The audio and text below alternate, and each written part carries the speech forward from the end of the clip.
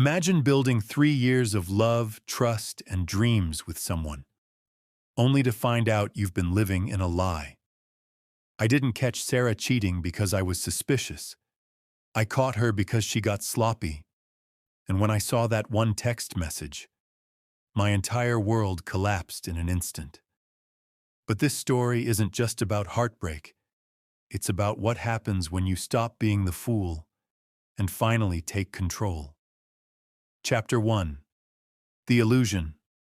When I first met Sarah in college, she was this bright, funny, magnetic person who made even the most boring class feel like a party. We started dating in our junior year, and by the time we graduated, I thought I'd hit the relationship jackpot. We had the same goofy humor, the same love for late-night Chinese takeout, and we could talk for hours about everything and nothing. We moved in together last year, and it felt like the next chapter of a love story. We talked about marriage, kids, the whole package. At least I thought we did.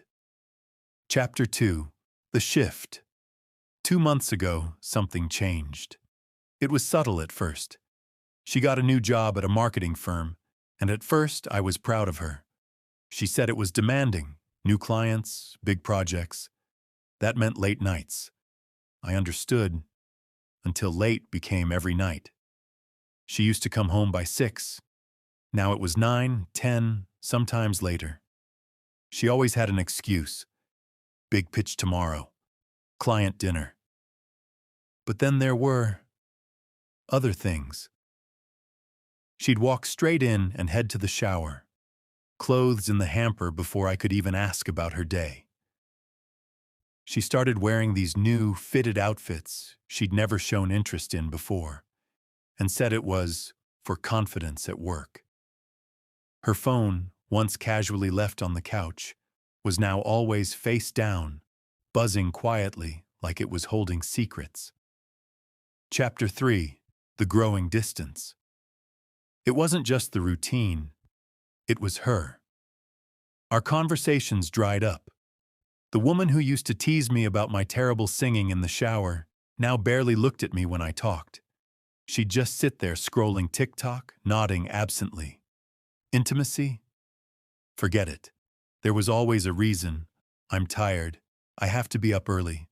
I told myself it was stress, but deep down, I knew something was wrong. Chapter 4.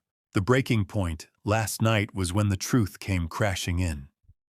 We were having Chinese takeout on the couch, that familiar comfort that now felt hollow. Her phone kept buzzing over and over. She tried to play it cool, but I could see her eyes flick down every few seconds. Then she got up to use the bathroom, leaving her phone on the table. Face up, the screen lit up. One name, Jake. The message, "Can't wait to see you tomorrow, babe. Last night was incredible. I swear my blood went cold." In that moment, every weird shower, every late night, every too tired, made perfect, disgusting sense. I remembered finding that lace underwear in her laundry weeks ago that I didn't recognize. The kind she never wore for me. Chapter 5. Confrontation. When she came back, I didn't yell, didn't cry. My voice was steady when I said, "We need to talk." She froze, eyes wide, color draining from her face. She knew I knew.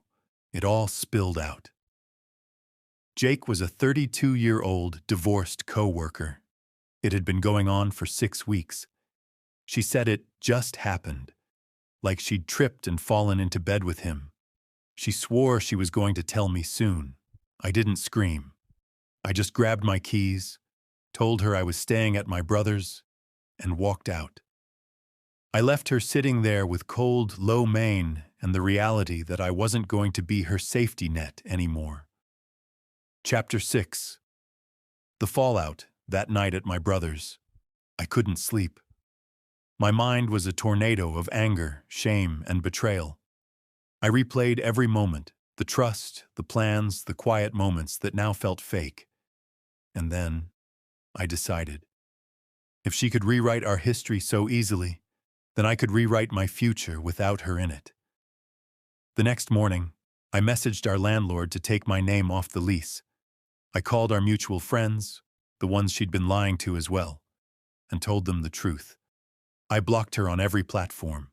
No teary late-night texts, no one last talk. Chapter 7, Justice, My Way. Sarah's fantasy with Jake didn't last long. I didn't plan to interfere, but life has a way of evening the scales. Turns out, Jake's ex-wife had a very good lawyer who was still in the loop about his activities. When word got to her about Sarah, it triggered a clause in their divorce agreement, one that hit Jake's finances hard. From what I've heard, Sarah's romance now involves splitting a much smaller paycheck with a man who's bitter, broke, and suddenly not so charming. For me, the best revenge wasn't screaming in her face or wrecking her career. It was walking away, completely, permanently, and letting her sit in the ruins she created.